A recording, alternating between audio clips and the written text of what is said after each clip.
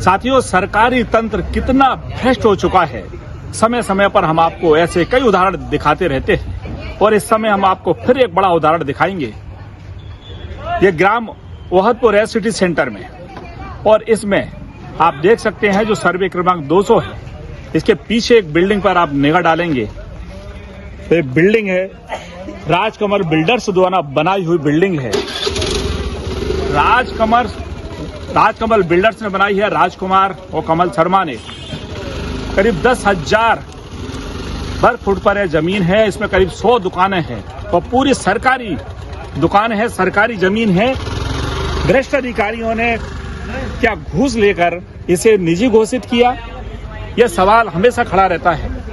लेकिन अब high court ने इसे सरकारी घोषित मान लिया है, सरकारी, क्योंकि जब कलेक्टर रुचिका चौहान ने इस मामले को देखा तब पता लगा कि ये सरकारी जमीन है। उन्होंने अपने अधिकारियों को उस काम में लगाया और हाई कोर्ट में जब मामला चल रहा था पूरी तरह से तथ्य रखे और अब हाई कोर्ट ने इसका डिटेल ऑर्डर जारी कर दिया। ये सरकारी जमीन है। अब सवाल फिर यहाँ खड़ा होता है कि सरकारी जब जमीन है तो आखिर वो कौन से भ्रष्ट अधिकारी थे जिन्होंने दस्तावेजों में काट छाट करके इसे प्राइवेट घोषित किया।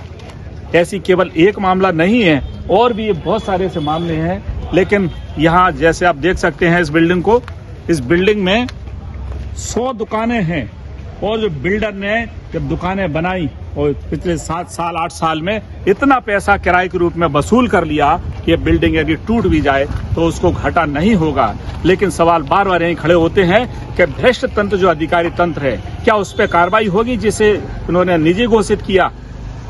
उस पर यदि कार्रवाई हो गई, उस अधिकारी पे यदि कार्रवाई हो गई, संभाग आयुक्त ने भी इसे निजी घोषित कर दिया, तो सबसे बड़ा सवाल यही होता है संभाग आयुक्त का। अब जांच होना चाहिए कि वो कौन से अधिकारी थे जिन्होंने इसे निजी घोषित किया, और ऐसे अधिकारियों को दंड नहीं मिलेगा तब तक सरकारी जमीनों का बंदरबाट नहीं रुकेगा। मेरी दुकान है पीछे, इसमें मैंने खरीदी हुई है, बाकायदा रजिस्ट्री शुदा दुकान है। अब लेकिन पता चलिए कि आज सरकारी घोषित हो गई है, तो हमारा विस्थापन कैसे होगा? हमने कौन सा गुनाह किया है? हमने तो पैसे दे के खरीदी है, रजिस्ट्रार कार्यालय से रजिस्ट्री हुई है। जब हमने खरीदी थी उस समय सारे खसरे वगैरह में भूमि स्वामी दिखाया जा रहा था, उनको कागजों को देख करके हमने खरीदी है। अब सरकारी हो गई है तो न्यायालय का आदेश है, जैसा भी होगा वो तो मान्य होगा। लेकिन क्या है कि पूर्वी शासन को देखना चाहिए। इसमें करीब कितनी दुकानें होंगी? इसमें दुकानें होंगी 70 दुकानें होंगी। तो सबकी रजिस्ट्री सबकी रजिस्ट्रियाँ हो चुकी हैं, रजिस्ट्री शुदा है, सब रजिस्ट्री वाले बैठे हुए हैं इसके अंदर। बस हमने देख के कागज देख के रजिस्ट्री करवाई है, ऐसे नहीं करवाई मतलब बराबरी ले ली। तो ग्वालियर में अक्सर देखें तो ग्वालियर में जमीनों के फर्जीवाड़े बहुत हैं। आप भी चूंकि इस समय काम देखते ही, तो इस प्रकार से बहुत सारे फर्जीवाड़े उजागर होते रहते हैं। फिर भी जो खरीदने वाले लोग हैं वो पूरा उसको चेक क्यों नहीं करते? रजिस्ट्रियाँ देखी जाती हैं, कागज पूरे चेक होते हैं, सब रजिस्ट्रार महोदय के द्वारा भी चेक करे जाते हैं, और राजस्व में जो नाम आता है देख करके उसके हिसाब से रजिस्ट्री करी जाती है। फर्जीवाड़े होकर के आते हैं, अब जो पता नहीं है कहाँ से स्कैन होके आते हैं। हमारे पास जो भी दस्तावेज आता है, जो भी आधार कार्ड आते हैं, उसके आधार पर हम करते हैं। अब आधार कार्ड ही यदि फर्जी हमारे पास आ गया तो उसके लिए हम क्या कर सकते हैं? जवाबदारी हमारी नहीं होगी ना। देख सकते हैं बिल्कुल आधार कार्ड भी फर्जी बनने लगे हैं। अब उनको सही कहना है, जैसे जो पूरी रजिस्ट्री करने वाले वेंडर हैं लोग, इनका कहना है कि आधार कार्ड ही जब फर्जी होगा तो वैसे उसकी बहुत कैसे अब जैसे प्रकार से फर्जीवाड़े आते हैं, मान लो फर्जी रजिस्ट्री हो गई, फर्जी दस्तावेज होते हैं, तो जो खरीदने वाला है वो आप लोगों से भी कुछ कहना होगा? नहीं, हमारे पास जो पक्षकार आते हैं तो हम तो उनको लाए गए कागजों को ही चेक करते हैं। खसरा होता है वो चेक कर लेते हैं, और आधार को चेक करने का अभी तक तो कुछ नहीं था। लेकिन अब 2.0 में आधार भी अपने अभी आधार से लिंक हो जाए तो सब क्लियर हो जाएगा। लेकिन जब खसरे में ही नाम आ रहा है तो उसके आगे तो हम चेक कर नहीं सकते कि 50 में किसका था। वो ऐसी व्यवस्था कोई नहीं है 50 में चेक करने के लिए। जैसे इन्हीं बिल्डिंग के ही हम लोगों ने चेक किया, सारी परमिशनें चेक करी, रजिस्ट्रियाँ चेक करी, पुरानी रजिस्ट्री, उससे भी पुरानी रजिस्ट्री, उसके बावजूद भी अब जो होता है कि 1950 में सर्विस सरकारी थी, कैसे थी शासकीय थी तो निजी कैसे हो गई है?